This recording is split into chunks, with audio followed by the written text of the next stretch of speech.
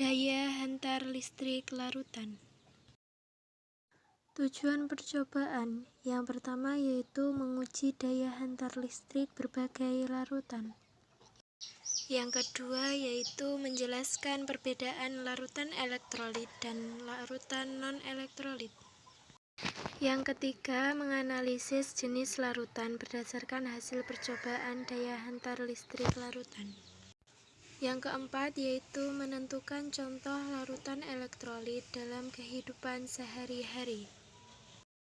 Selanjutnya adalah dasar teori. Larutan adalah sistem homogen yang terdiri dari zat terlarut dan pelarut.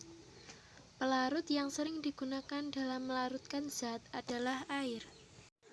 Larutan elektrolit adalah larutan yang dapat menghantarkan listrik. Sedangkan larutan non-elektrolit adalah larutan yang tidak dapat menghantarkan listrik. Berikut ini alat dan bahan. Berikut ini rangkaian arus listrik dan beberapa larutan, mulai dari larutan kapur, larutan sabun, superpel, air teh, larutan gula, larutan garam, soda kue, alkohol, air, jeruk, dan larutan cuka. Untuk langkah kerjanya adalah sebagai berikut. Pada larutan air kapur ada sedikit gelembung udara, namun lampunya tidak menyala. Pada larutan air sabun lampu menyala, namun tidak terlihat ada gelembung udara.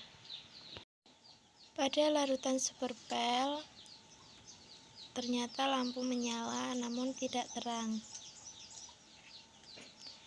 dan tidak ada gelembung udara. Pada larutan air teh tidak terdapat gelembung udara dan lampunya juga tidak menyala. Pada larutan gula lampu tidak menyala dan ada gelembung udara namun sedikit. Pada larutan garam terdapat banyak gelembung udara itu terlihat dan lampunya juga menyala terang.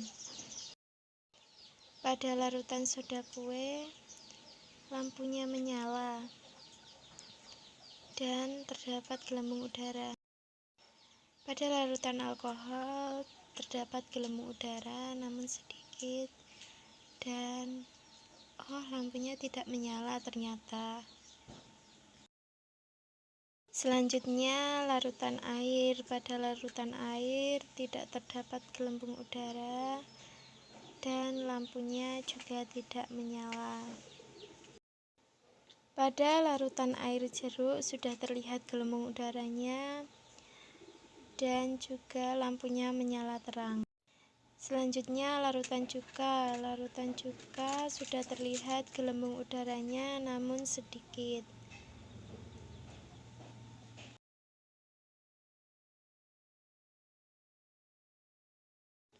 Dan pada larutan cuka ternyata lampunya menyala terang. Berikut data hasil pengamatan.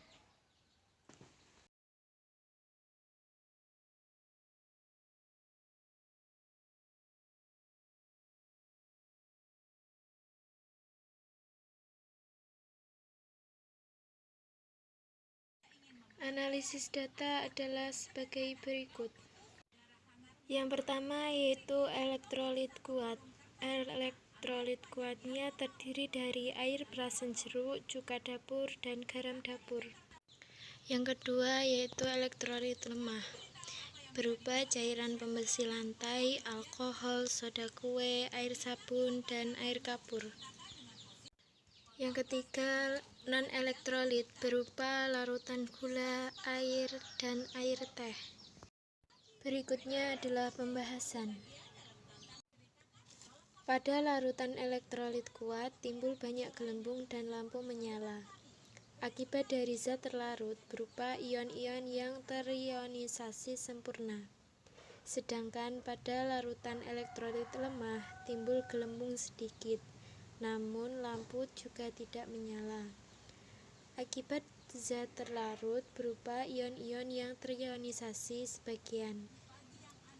Sedangkan pada larutan non-elektrolit tidak timbul gelembung dan lampu tidak menyala. Akibatnya dari zat terlarut yang tidak berupa ion-ion. Kesimpulannya adalah sebagai berikut. Larutan elektrolit kuat yaitu zat yang terlarut berupa ion-ion yang terionisasi sempurna. Sedangkan larutan elektrolit lemah adalah larutan yang zat terlarutnya berupa ion-ion yang hanya terionisasi sebagian. Dan larutan non-elektrolit adalah larutan yang zat terlarutnya tidak berupa ion. Yang terakhir adalah daftar pustaka.